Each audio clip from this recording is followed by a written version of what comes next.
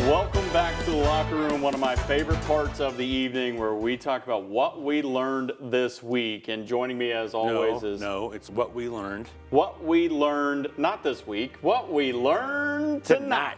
There you go. Cale Steed, Press Pass Sports. So before we dive into it, you see the Press Pass there on his shirt. Tell us a little bit about Press Pass. Oh, just something I started online about 6 years ago. I worked at the Globe News for 6 years and decided to start this venture on my own. So I appreciate you letting me have that, talk about that. So, just kind of took the formula from the Amarillo Globe News when I worked there. And now Press Pass Sports is, we just cover local sports, man.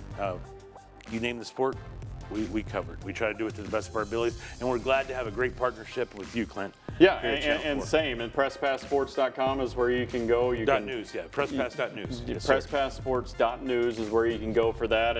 And you guys are going to have these game recaps and a little bit different than we do it. And that's why we have this. But all the stuff that you have from the weeks. Yeah, and I'm glad. Again, we do. We have game recaps. We have roundups. We have players to watch. We have player of the weeks. We have great sponsors. Awesome sponsorships. So we couldn't do it without that. We also have subscriptions. It's $35 a year. That's very cheap. Yep.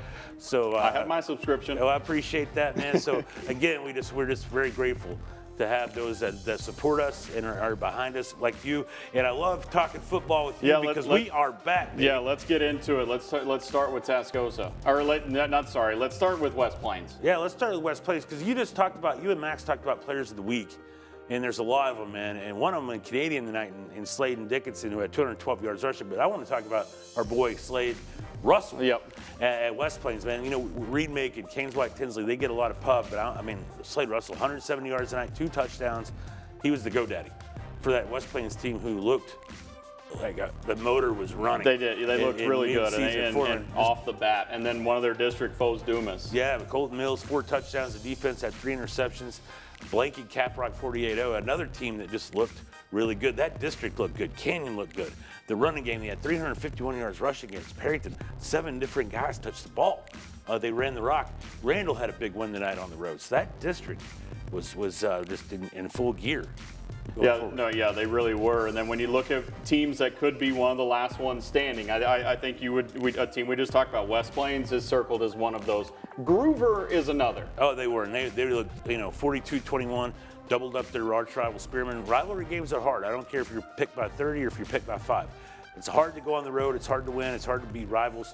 They did that, Clinton. And you mind if I throw out a few shout-outs real quick? How about those Boys Ranch Rough Riders, man? Yeah. Winless. All last season, Luis Kelly and his team go to Silverton, get a 70-24 win. They're 1-0, baby. The one behind the one. Acknowledge them. And what's interesting is, last year, their first year in 6-man, there was going to be a learning curve. I would assume. Yeah, I think it was Isaac Acosta's back at quarterback. They put up some points. Stanford Fritch, probably the win of the night, knocking off River Road. No, I don't think any of us saw that. We weren't going to predict that. 34-14, so Brandon Bennett and his team get they're 1-0. They won 1 game all last year. And then our boy, Bo Dickinson at Muleshoe, his first career game as a head coach, they beat Brownfield. We're big Bo fans. Bo knows football. Bo knows how to win. Yeah. And I'm just so proud of him, man. And then you were talking about rivalry games. It's hard to beat your rival. It doesn't matter who it is. Tascosa PD last night, they started off against one another. Yeah, what a rivalry game. I think we all took the overs and the unders carried 10-0. I don't think anybody saw us PD getting blanked. That was 1 game, though. PD's got a long season. I think PD looks a lot better than they did a year ago at this time. And Tascosa, I thought their offense in the first half was a juggernaut. Second half, I think they got a little tired. They had a lot of penalties. But I love Reese Cabe and what he did. I love the D-line and Crush Johnson and what those guys were able to create. They were in the backfield a lot. Yep. And I think Tascosa looked good. Emerald High looked good tonight. We're off to a great start to the 2025. And you and I talked after that Tascosa PD game that PD didn't score, but the first thing you told me was they had chances. They had chances. Yeah, PD had the ball inside. Yeah, they did. They had the ball inside the 10 twice. Yep.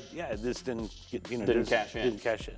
And then next week, looking at one of the biggest games that 2 games that we really have circled because it's always fun when these teams meet up, Panhandle and Stratford. Yeah, that ought to be a lot of fun. Stratford was looking good early, 14-0 on Abernathy, and they got that game called due to weather.